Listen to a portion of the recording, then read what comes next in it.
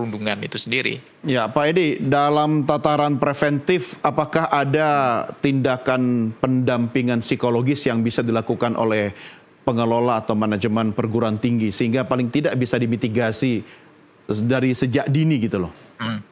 Iya, kalau dilihat dari struktur yang ada di kampus, memang kita bisa melihat kampus itu bisa beda-beda. Ada kampus yang dia misalnya punya program studi psikologi dan bimbingan konseling yang dia bisa membuka layanan itu akan bisa punya peluang lebih banyak memberikan layanan-layanan ke teman-teman mahasiswa yang dia membutuhkan konseling soal kesehatan mentalnya dan seterusnya begitu ya.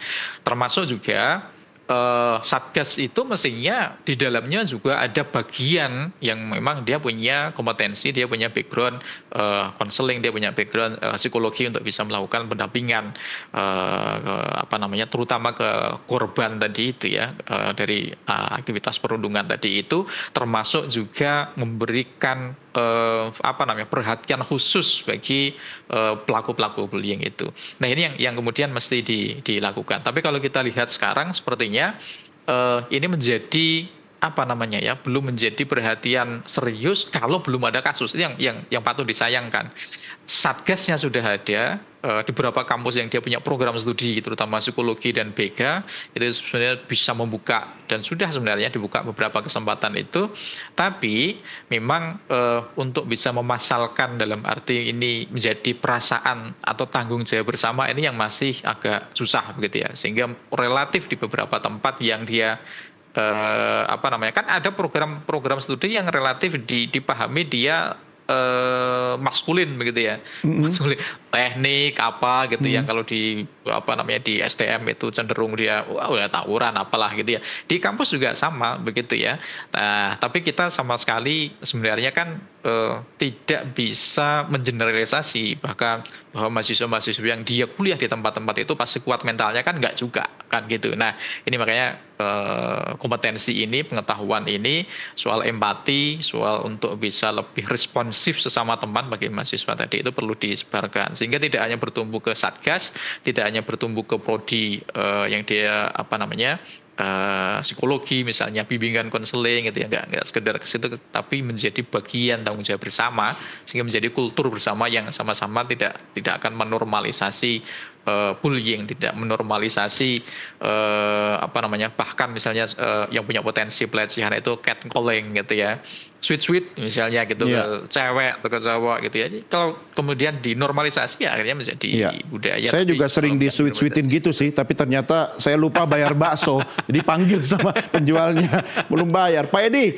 saya setuju, ini kesadaran dan tanggung jawab kolektif ya.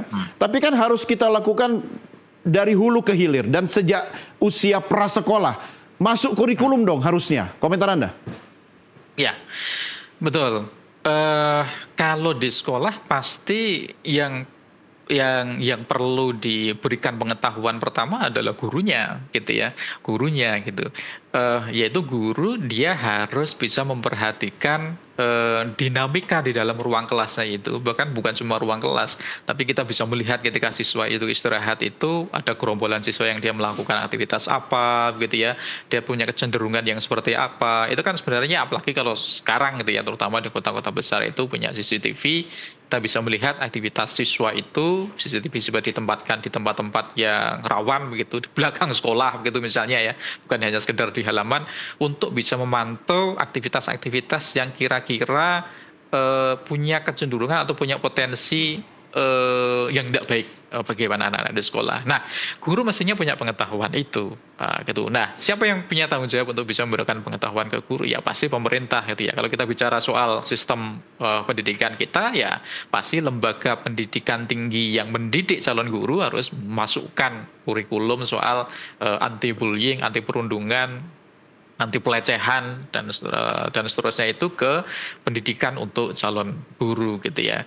Nah, begitu kemudian gurunya menjadi oke begitu kan, maka akan sangat terbuka peluang untuk bisa meminimalisasi aktivitas-aktivitas yang cenderung mengkhawatirkan ya bullying, perundungan gitu ya di sekolah gitu. Pak Edi, saya mau cerita sedikit saja. Ini di luar perguruan tinggi, ini di level sekolah menengah ya.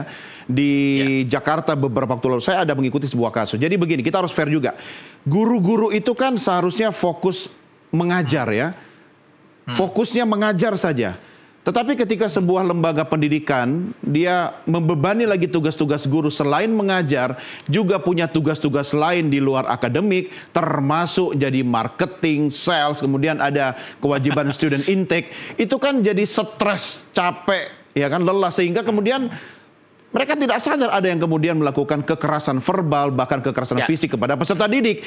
Ini kan yang salah bukan gurunya saja, ya kan? Pemilik atau pengelola sekolah atau yayasan ini bertanggung jawab menurut saya, sehingga ya dalam banyak hal ya, bukan cuma di institusi pendidikan, institusi profesional, tempat kerja juga begitu. Manajemen bertanggung jawab membuat timnya itu harus tetap waras gitu. Komentar Anda? Ya, betul sekali. Salah satu yang kemudian kalau kita lihat ke kasus yang lain, misalnya guru sangat temperamental gitu ya, ketika melihat siswanya melakukan kenakalan di kelas sampai menampar, itu salah satu yang patut diduga sebenarnya adalah dia burnout. Dia sangat capek secara psikis, beban kerjanya banyak begitu ya. Sehingga akhirnya responnya itu responsnya reaksioner dan seakan-akan meluapkan begitu saja beban-beban yang tertimbun di apa namanya aktivitas kesehariannya dia gitu, administrasi gitu ya, tugas, jam mengajar banyak gitu, harus ngoreksi dan seterusnya begitu. Nah, ini yang kemudian perlu diperhatikan bersama, bahwa bukan hanya sekedar memperhatikan psikisnya siswa atau di kampus mahasiswa, tapi dosen kalau di sekolah juga berarti adalah guru itu sendiri. Jadi kalau dalam dunia akademik kita mengenal teacher burnout gitu ya. Jadi kelelahan yang amat sangat dari guru itu, yang dampaknya itu sangat destruktif, akan bisa menghancurkan, bukan hanya sekedar dia bereaksi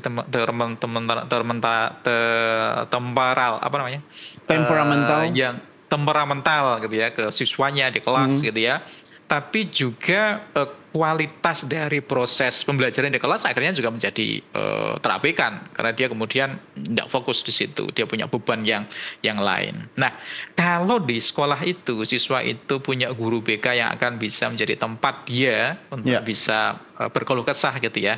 Nah, guru itu selama ini relatif belum punya gitu ya, untuk sekedar berkeluh kesah, untuk menjadi pendamping bagi guru itu belum ada gitu ya. Nah, ini yang kemudian perlu dipikirkan bersama sebenarnya. Selain juga salah satunya adalah untuk bisa meringankan beban kerja guru itu, yang perlu dipikirkan sebenarnya adalah mengurangi administrasi. Itu yang pertama. Itu janji sejak dulu menteri terdahulu Nadiem Makarim itu sudah menjanjikan RPP kalau di sekolah itu 1 lembar, tapi akhirnya juga berlembar-lembar gitu, yang sampai sekarang janji itu masih ditagih. Terus kemudian juga yang akan bisa lebih membahagiakan guru, yang dituntut dari guru sampai sekarang dan belum masuk dalam regulasi secara tegas, itu sebenarnya kan soal kesejahteraan. Iya. Nah, ini yang perlu dipikirkan. Ini juga penting ini. Saya jadi ingat dulu Pak Edi, zaman saya SMA itu seminggu bisa 2 kali tuh masuk ke ruang BK, ya. Tapi malah guru BK-nya yang curhat ke saya, kerjaannya banyak lah, gajinya kurang. Loh, kok bukan membimbing saya, malah saya jadi tempat curhat. Oke. Saya nggak mau curhat, tapi apa curhatan yang bisa Anda sampaikan kepada penonton kita? Belajar dari negara di tempat Anda sekarang berada, New Zealand atau Selandia Baru, bagaimana cara negara yang jumlah penduduk manusianya lebih sedikit dibanding dombanya ini kemudian mengatasi kasus perundungan di lembaga pendidikannya, Pak Edi? Ya, kalau di kampus tadi saya udah cerita. Nah, sekarang kalau di sekolah-sekolah secara umum itu sebenarnya ada orientasi atau kecenderungan, dorongan dari pihak sekolah itu untuk menjadikan guru itu memang memperhatikan siswa persiswanya, gitu ya, memperhatikan siswa persiswanya. Jadi siswa itu misalnya dia punya ketertinggalan dalam hal mata pelajaran tertentu, gitu ya, dia kemampuan komunikasinya kurang dan seterusnya itu, maka dibuatlah dalam satu kelas itu ada yang namanya memang dia peer learning gitu ya, atau peer teaching gitu ya, saling belajar satu sama lain begitu, sehingga menjadi lebih dekat satu sama lain. Ya. Nah dari situ kemudian terpantau betul, tertangani betul. Kalau ada potensi-potensi yang mengarah kepada aktivitas bullying akan lebih bisa tertangani dibandingkan kita sekadar mengejar target-target akademik di dalam kurikulum. Gitu. Baik, Pak Edi Subhan, terima kasih atas diskusinya. Selamat malam. Pemirsa, demikian diskusi kami saat ini. Jangan kemana-mana, kami segera kembali dengan beragam berita lainnya. Tetap bersama NTV Prime.